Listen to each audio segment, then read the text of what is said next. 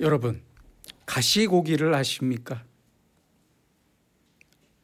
많이 들어보셨을 겁니다. 가시고기는 아주 강한 부성애로, 모성애가 아니에요.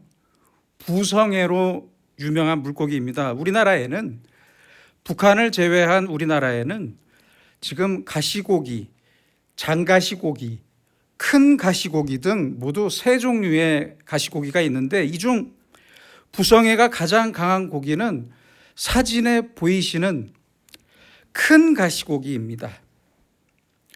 이름은 큰인데요, 5cm에서 6cm밖에 안 됩니다. 큰 가시고기가 산란 준비를 시작하면 먼저 수컷이 새끼를 키울 둥지를 만드는데요, 둥지가 완성되면 거기에 암컷이 알을 낳습니다. 하지만 암컷은 알을 낳으면 떠나버립니다. 둥지를 떠나버려요. 그때부터 수컷의 알 지키기가 시작되는데, 알을 먹기 위해 모여드는 침입자들을 물리칩니다. 또한 알들이 잘 자라도록 앞지느러미를 이용해서 끊임없이 움직여서 둥지에 새 물을 넣어줍니다. 잠시도 쉬지 않고 아무것도 먹지 않고 둥지 안에 알을 지킵니다. 그리고 키웁니다. 마침내 새끼들이 태어나도 수컷은 둥지를 떠나지 않아요. 갓 부화한 새끼들이 둥지 밖으로 나가기라도 하면 새끼들을 둥지 안으로 다시 물어서 데려옵니다. 아직 나갈 때가 안 됐거든요. 부화한 지 5일 정도 지나서야 새끼들은 둥지를 떠나서 이제 먹이를 찾아 돌아다닐 수 있습니다. 마지막 한 마리의 새끼들까지 다 떠나면 수컷은 그 자리에서 최후를 맞이합니다. 둥지를 지을 때부터 새끼들이 모두 떠날 때까지 약 보름간을 아무것도 먹지 않은 수컷은 이미 만신창이가 되었습니다. 주둥이가 다 얼어버리고 그 화려했던 몸 색깔이 볼품없이 변한 채 그토록 애지중지 키웠던 새끼들을 키웠던 둥지 앞에서 죽습니다. 죽게 됩니다. 그로부터 며칠 후 둥지를 떠났던 새끼들이 죽은 수컷의 주위로 몰려듭니다. 왜 몰려들까요? 아버지의 죽음을 슬퍼해서가 아니라 죽은 아비의 살을 파먹기 위해서 몰려듭니다. 이처럼 큰 가시고기는 죽어서까지 자기 몸을 새끼들의 먹이로 내어주게 됩니다. 그래서 가시고기를 부성애가 가장 강한 동물이라고 합니다. 그러면 도대체 이 부성애를 가시고기에게 누가 가르쳐 준 겁니까? 가시고기들끼리 모여서 교육이라도 받았을까요? 아니잖아요. 이것은 본능입니다. 이처럼 모든 동물은 본능에 따라 자기의 행동을 결정하고 그 생명을 이어갑니다. 이런 동물들 위에 바로 우리 인간이 있습니다. 인간은 본능과 더불어 이성으로 행동을 결정합니다. 아무리 배가 고파도 병원에서 내일 수술 받기 위해 침대에 누워 있으면 금식하며 참습니다. 그렇죠? 참아야 한다는 이성의 지시가 있으면 먹지 않습니다. 그게 인간입니다. 인간은 이렇게 육체적 본능대로 다 행동하면서 살 수는 없습니다. 내가 할 수 있느냐 없느냐의 문제가 아니라 해도 되느냐 안 되느냐의 문제입니다. 그 문제가 먼저입니다. 그래서 이성이 인간의 본능을 지배하고 옳은 일을 할 줄 알아야만 사람입니다. 자신의 이성적 판단과 양심에 따라 동물적인 본능을 지배할 수 있어야 인간입니다. 그렇잖아요. 자기의 욕망보다 마땅히 해야 할 일을 할 수 있는 사람이라야 사람이라고 할 수 있는 겁니다. 먹지 말아야 할 것은 그래서 먹지 않습니다. 가지 말아야 할 곳도 가지 않습니다. 하지 말아야 할 일이라면 아예 생각조차 하지 않습니다. 이 사람이 바로 수준 있는 인간이라는 말씀입니다. 그렇다면 그리스도인은 어떻습니까? 그리스도인은 무엇의 지배를 받고 있습니까? 그리스도인은, 진정한 그리스도인은 성령의 지배를 받는 사람입니다. 성령님의 역사하심으로 우리의 이성이 다시 새로워집니다. 이제 나의 삶은 하나님의 사랑과 은혜 안에서 성령의 감동과 성령의 인도하심으로 끌려갑니다. 오직 성령입니다. 그리스도의 마음, 그 진리의 영이 나를 인도하십니다. 모든 일 속에서 나를 자유케 하시고 나를 변화시키시고 그 인도하심을 따라 살게 됩니다. 하지만 불행히도 아직도 그 이성이 성령으로 거듭나지 못해서, 중생하지 못해서, 다시 태어나지 못해서 이성적인 지식과 신앙적인 판단 속에서, 사이에서 우왕좌왕 흔들리는 사람들을 볼 수 있습니다. 의심이 많아요. 의심이.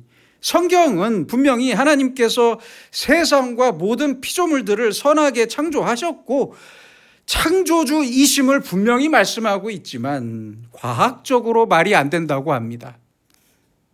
그렇죠? 예수님의 부활을 말할 때는 어떻게 죽은 사람이 다시 살 수 있냐? 이렇게 생각하면서 깊은 고민에 빠집니다. 죄송하지만 이런 분들은 아직 성령으로 거듭나지 못한 사람들입니다. 그러므로 성경을 그대로 믿고 합리적으로 이해하는 사람이 그리스도인입니다. 그런데 어떤 사람들은 성령이 아닌 율법주의에 매인 사람들도 많습니다. 교인들을 보세요. 그런 분들 많아요. 예를 들어 볼까요? 목사님, 저는 지금까지 주일 예배 한 번도 안 빠졌습니다. 어쩌라고요? 뭐 어쩌란 얘기입니까? 이렇게 자랑을 해요. 주일 예배에, 그러면서 주일 예배에 안 나오는 사람을 죄인 취급합니다. 그렇잖아요. 아니, 빠질 수도 있죠. 너무 안타깝습니다. 어떤 분들은 헌금을 얘기합니다. 11조를 바쳐야만 부자가 된다고 생각하면서 헌금을 합니다. 제가 이렇게 헌금을 많이 하는데 왜 더 많은 돈을 벌게 해주지 않느냐고 따집니다. 죄송하지만 이런 헌금은 제가 하나님이라도 받기가 싫을 것 같아요. 그렇지 않습니까? 안 받을 것 같아요. 이 돈을 벌 수 있도록 나에게 건강과 시간을 주신 하나님 감사합니다. 너무 감사합니다. 사실 이 돈이 전부 하나님 돈인데 조금밖에 못 드려서 제 손이 부끄럽습니다. 이 헌금과 함께, 이 작은 헌금과 함께 저를 받아주세요. 이래야 하는 것 아닙니까? 그렇잖아요. 사실은 헌금으로 기복신앙을 그동안 가르쳐왔던 목사들이 더 큰 문제입니다. 그렇잖아요.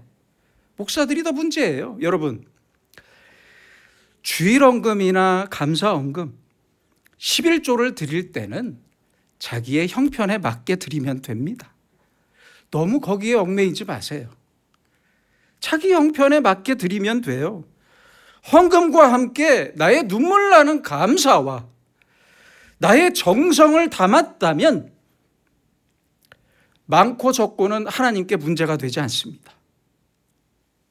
이렇게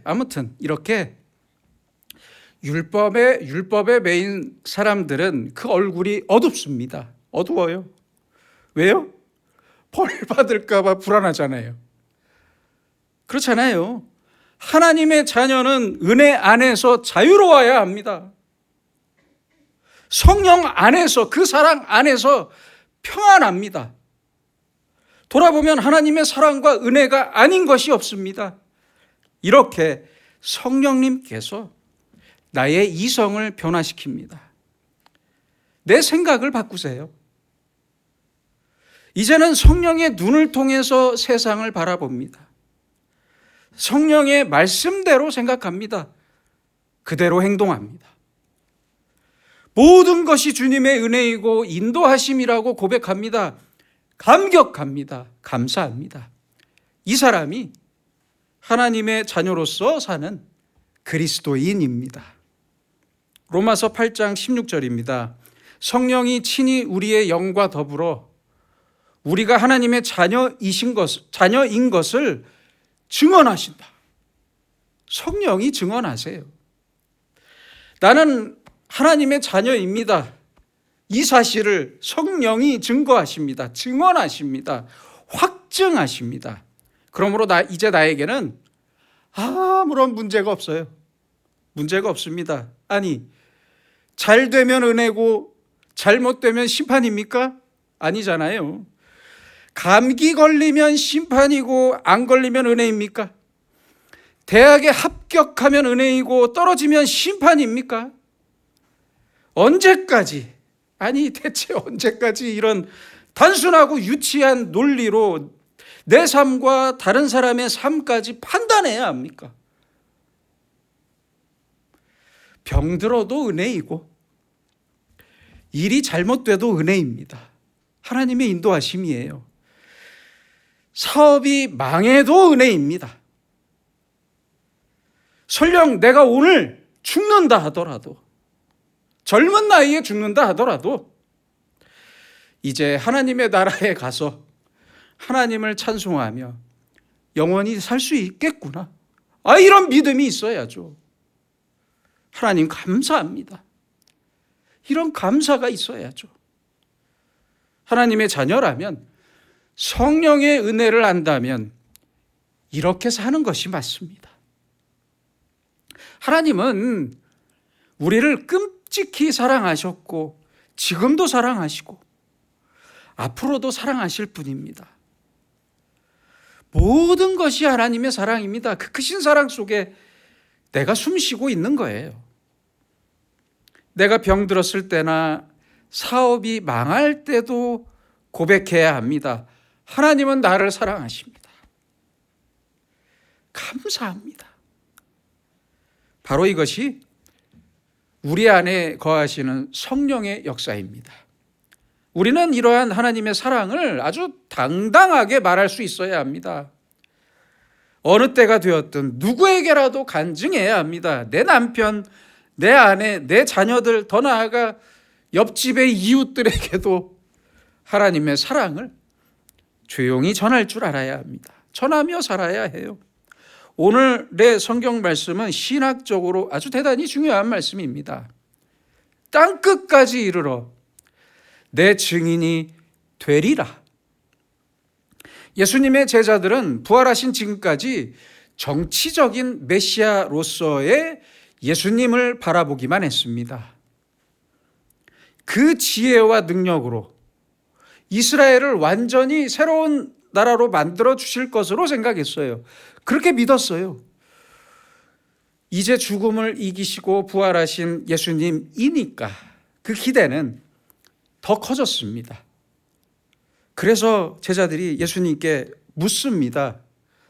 주께서 이스라엘 나라를 회복하심이 이때니까? 이제 정치적으로 완전히 독립하게 되는 겁니까? 이제 살기 좋은 세상이 되는 겁니까? 그때 예수님은 대답하십니다. 너희가 알 바 아니다.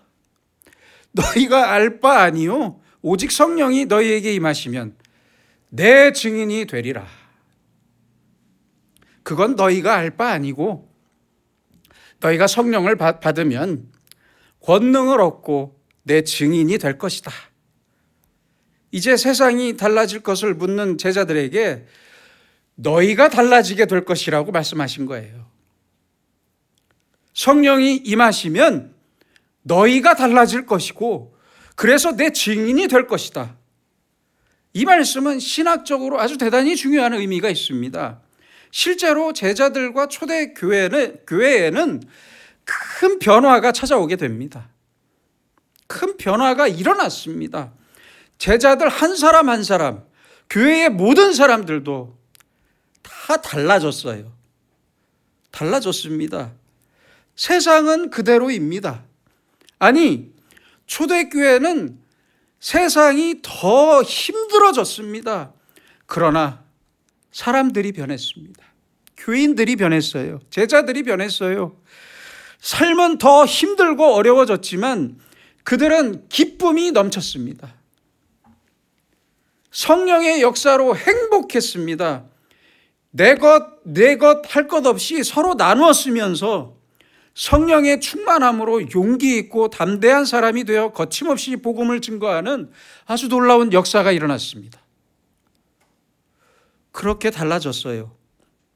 지금은 부활하신 예수님을 보고도 조용했지만 오순절에 성령이 임하시고 나서 성령이 감동할 때 그 부활의 사건이 바로 나의 사건이 되었던 거예요.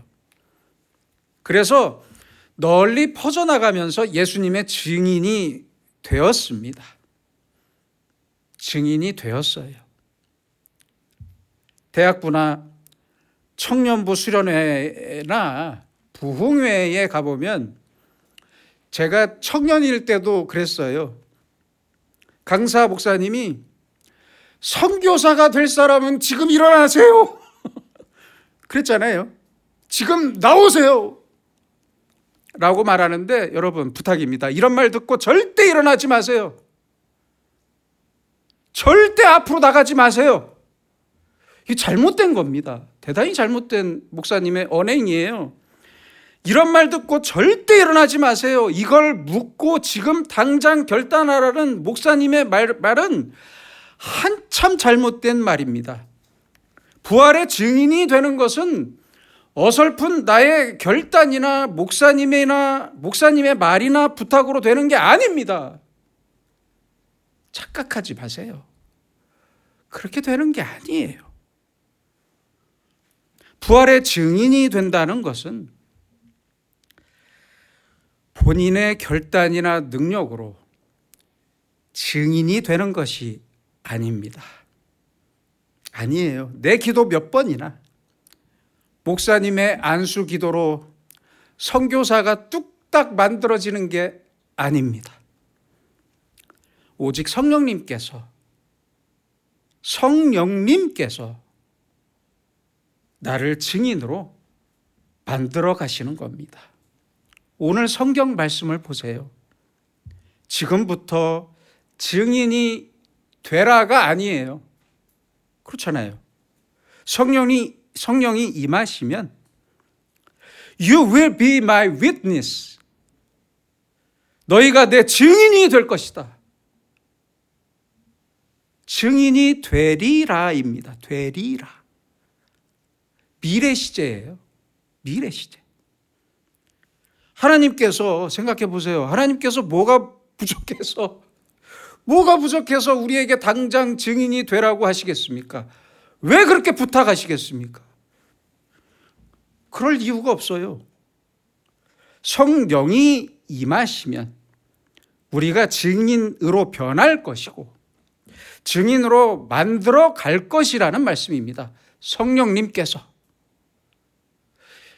어떻게 한 번의 결정으로 선교사가 되겠습니까?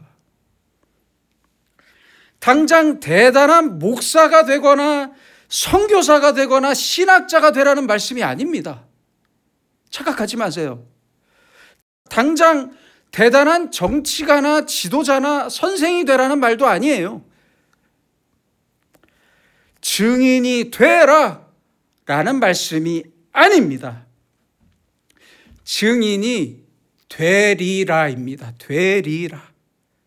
증인이 될 것을 약속하시는 말씀이에요. 미래의 약속이에요. 내가 나를 증거하는 증인이 아니라 지금의 내 신앙이나 내 믿음을 증거하는 증인이 아니라 오직 예수 그리스도의 증인이 될 것이고 증인으로 나타나게 될 것이라는 말씀입니다. 잘 생각하셔야 합니다. 너무 귀한 말씀이에요.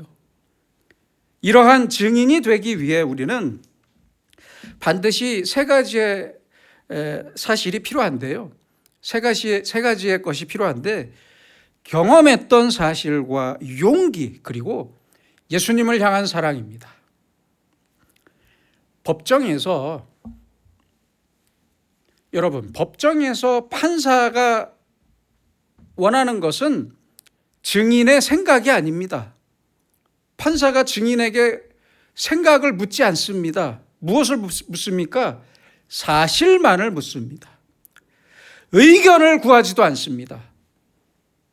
잊지 마세요.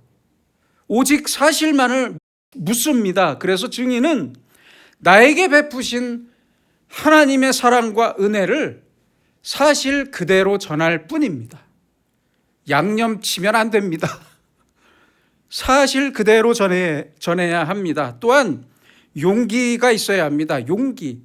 증인의 헬라어 단어는 말티스입니다. 이 단어는 증인을 의미하는 동시에 순교자를 뜻하는 단어입니다.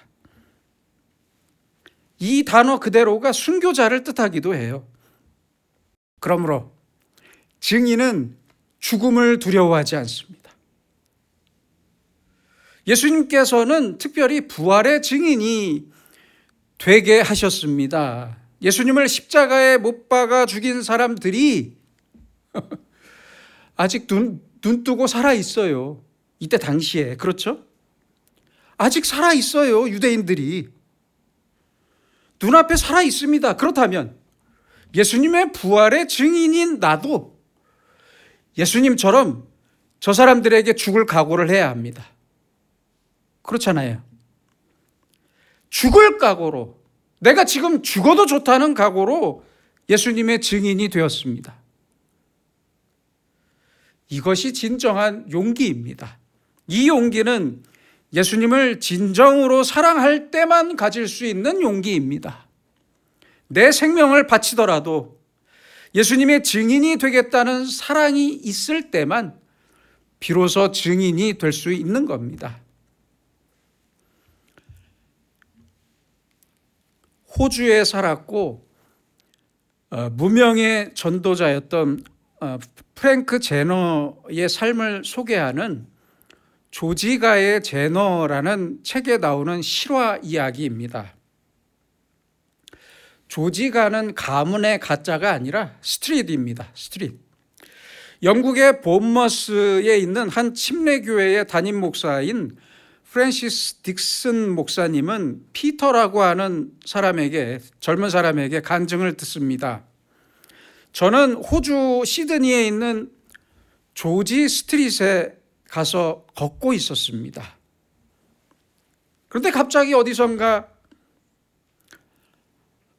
한 사람이 저에게 불쑥 다가와서 말을 했습니다. 선생님, 죄송하지만 제가 한 가지 질문을 해도 될까요? 만일 선생님께서 오늘 밤에 돌아가신다면 어디에서 영혼을 보내게 될까요? 성경은 천국과 지옥 중에 한 곳으로 갈 것이라고 말씀하는데 그것에 대해 생각해 보셨습니까? 감사합니다. 하나님께서 선생님을 축복하시길 바랍니다. 이렇게 짧게 말하고 그 사람은 가버렸습니다. 하지만 그의 말이 내 머리에서 떠나질 않았고 어느 선교지에 방문했다가 그곳에서 저는 그리스도인이 되었는데 조지가의 전도자를, 그 이름 모를 전도자를 아직도 잊을 수가 없습니다. 이 간증을 들은 딕슨 목사님은 우연히 다른 교회에서도 똑같은 전도자에 대한 간증을 들었고 호주의 애들레이드에서도 같은 간증을 들었다고 합니다. 결국 딕슨 목사님은 그 무명의 전도자를 찾아 나섰고 프랭크 제너의 허름한 집을 방문했어요. 그리고 자기가 들은 간증을 전해 주었습니다. 들려 주었어요. 그랬더니 그 소식을 들은 프랭크 제너는 자기가 16년 동안 전도를 했는데 그 결과에 대한 소식은 오늘 처음 들은 거라면서 눈물을 흘리더래요. 이렇게 제너는 조지가의 길거리에서 40년 동안, 놀라지 마세요, 14만 명에게 전도했습니다. 14만 명에게 복음을 전했어요. 영국의 딕슨 목사는 미국, 인도 등 전 세계 자기가 가는 곳마다 제너의 전도로 예수님을 믿게 되었다는 똑같은 간증을 계속 들었다고 합니다. 제가 궁금해서 계산을 해봤어요. 14만 명을 40년으로 나누면 1년에 3,500명입니다. 대단하죠. 그러면 하루에 10명이에요. 하루에 10명. 하루도 안 쉬고 하루에 10명씩 복음을 전했던 거예요. 세월이 흘러 프랭크 제너의 장례식장에서 딕슨 목사님은 이런 말을 했다고 합니다. 당신은 천국에서 가장 유명한 사람입니다. 참 감동적인 이야기입니다. 여러분, 천국을 바라보며 사는 사람들은 다릅니다. 달라요. 이 세상이 끝인, 이 세상으로 끝인 사람들과 전혀 다른 사람들입니다. 오히려 지금 이 땅은 아주 잠깐의 시간 동안 머무는 곳임을 잘 알고 있어요. 그래서 스데반도 천국을 바라보았기에 돌에 맞아 죽으면서도 천사의 얼굴과 같았던 것입니다. 우리도 이제 달라져야 합니다. 부활의 증인들로 달라져야 합니다. 성령님께서 그렇게 만들어 가십니다.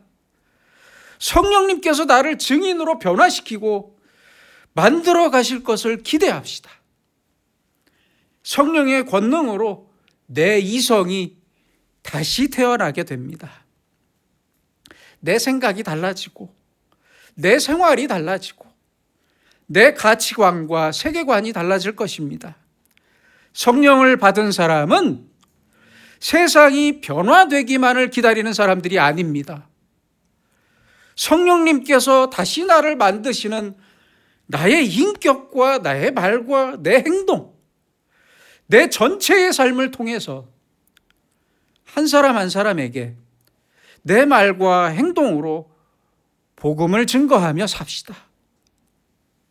그들이 복음을 믿고 구원받는 그 놀라운 역사를 우리가 증인이 되어가면서 함께 이루어 갑시다. 성령이 너희에게 임하시면 너희가 권능을 받고 땅끝까지 이르러 내 증인이 되리라. 예수님은 오늘의 우리에게도 똑같이 말씀하십니다. 기도하겠습니다. 우리를 위해 죽음을 이기시고 부활하신 주님, 우리는 지금까지 내 생각과 내 욕심을 앞세우는 동안 그리스도의 증인이 아닌 내 생각과 욕심, 내가 가진 것이나 내 믿음을 자랑하며 살았음을 고백합니다. 이제 겸손히 오직 성령님의 임재를 다시 구하오니 날마다 우리에게 임하셔서 우리가 다시 거듭나게 하시고 새로운 변화를 허락해 주시옵소서. 그래서 내가 아닌 예수 그리스도의 증인으로 살면서 영원한 천국을 소망하는 주님의 제자로 살게 하여 주시옵소서. 예수님의 이름으로 기도드립니다. 아멘.